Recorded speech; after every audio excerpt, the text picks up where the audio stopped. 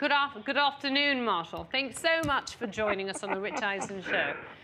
So proper. Where have you been? So correct. I was going to have to come get you. I didn't know where you were. Oh, you know what? This would be a good place to come and find me. Are you having the best time? It's awesome over here in London. Are you having the best time? Oh, I love coming over here. Love coming over here. And the amazing thing is, and I shouldn't say it's amazing, we've been doing games over here now since, I want to say, 2006. The fans, how they love it. Wembley, it's 90,000, and about 75,000 or 80,000 of people have on jerseys for the team or the player that they like. It's unbelievable how they support the NFL over here. I know that the Lions, when they came off the plane at Gatwick, they had a whole bunch of kids waiting for them, creating a tunnel. Some of the Lions guys were saying they weren't even sure if the kids knew who they were, but they were cheering like crazy. I saw that Reggie Bush had like a dance-off for some of those kids. So you get a sense that there's more and more of a growing fan base over there. I'm gonna tell you, we are so close, and I believe logistically, as the league can find out how to do it, to where it's not, because player safety is a huge issue now, that it's not an issue for the players or they're not put at a disadvantage. We are going to have a team here. They are so ready for a team here. It's unbelievable how they embrace us, how just going around the city, how people know me in places here. Yes, we will have a team here pretty soon. It's so funny you brought that up because, you and I go out a fair amount. We have dinner together all together, and I see how grown men stare at you. When we go out, they stare at you. They don't always want to come up to you, but they stare at you. They know who you are wherever you go. What's the percentage like over there? I wouldn't say as much, but it's surprising, and it's surprising to me that they even know. Last night I was at a dinner. I sat around a table. Where'd you go? No. It was a work function. The NFL, they rented out I forget the name of the building, a nice historical building that, you can't even tell that this building's been around for as long as it's been around, as well kept as it is. So it was a work function, work dinner, and some of the constituents that were sitting there, they work here in the UK. Obviously, some of them know NFL, but I was surprised that they knew the history of teams when the Atlanta Falcons came into the league, when the Detroit Lions came in, who owned the team back then.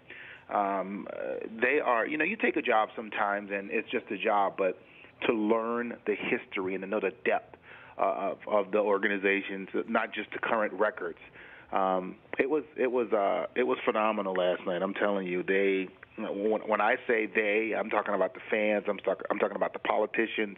I'm talking about the business people here in London. They're ready for NFL football.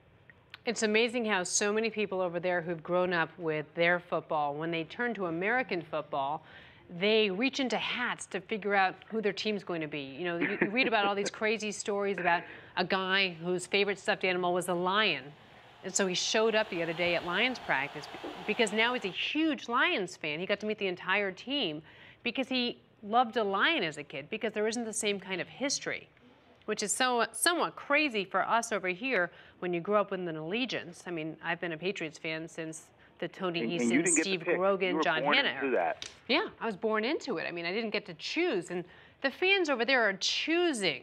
I think that's just so unique and so different. Yeah, and they talk about their history. They're so proud of their history over here, and rightfully deserve. And they understand our history. And when it comes to our teams and who they like, whether it's just the colors, not just the mascot, it might be a player. Last night, a lady said she liked the Patriots because of Tom Brady. Mm-hmm. I mean, that's nothing new. I mean, but she's smart. Exactly. Yeah, I mean, Tom Brady is like walking mom porn, right? Isn't that what we basically say he is right now? Should we talk about the game itself? I mean, what are you expecting? I mean, obviously the Falcons are having a rough time coming in, and the Detroit Lions look pretty good. It's amazing. I talked to Thomas Dimitroff last night, the GM of the Atlanta Falcons. Talked to Mike Smith a couple of weeks ago. And they are still, they're like, listen, we're trying to win games. Our fans, they don't want to hear how many injuries we have, what we're missing. they deserve to see winning football, and that's just the bad part. They have about four starting offense linemen, guys that they had projected as starters on IR. You just can't win football games like that. It's hard in the Detroit Lions. We always knew them as Calvin Johnson, Matthew Stafford, and then Reggie Bush last year, but they added Golden Tate, but their offense is not even close to what their defense is, and that defensive line. I mean, Ziggy Ansah and Sue and Fair. I mean, these guys, man, they have taken over ball games, and they're making linebackers that we know. Who's that linebacker again for Detroit? They're known names now. Right. They look good. They look good. I think it should be a one-sided match, but Matthew Stafford, he has a little gunslinger in him, and sometimes he can things can get away from him. So it could be a close game, but I see Detroit taking over at least 30-14. Any Calvin Johnson sightings? No, I can't see him playing in this game. With the stretch of games that they have coming down the line, I see no reason for him to play in this game. And not just play, but, the flight home. Anytime, I had a high ankles problem. And at home, it was good. I could ice it, go home, put it up. But on the road, after playing with it, flying home, it would always swell up. And I'm sure that's not something that the Detroit Lions, if they can get away with him resting another week and get a win without him, that's saying a lot. And I should say Golden Tate has really stepped up and showed his value, not just being a number 2 receiver, but maybe a 1B to Calvin 1A. Marshall, in the 30 seconds we have left with you here, Twitter is saying that Suzy Shuster is Rich Eisen's getting Wally pipped by Suzy Shuster in this interview. Can you confirm or deny as being on the other end of this? Let me just say this. I love Rich. I love him. He's near and dear to my heart. Has a lot to do with my success at being a broadcaster. But he knows, he understands that the talent in that household is Suzy. He knows. You don't need, let's just clarify really quick. You love to say to me all the time, were you ever on TV? Because I don't think you ever were.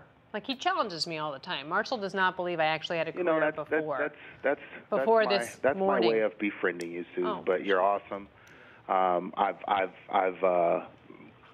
because of YouTube and stuff like that, I get to really see what the product is that you used to put out, and I'm saying, listen, Rich, I'll kick this coverage with you. Oh, Trust Marshall, me. I love you. He married up. Leslie, it's Chris. How are you?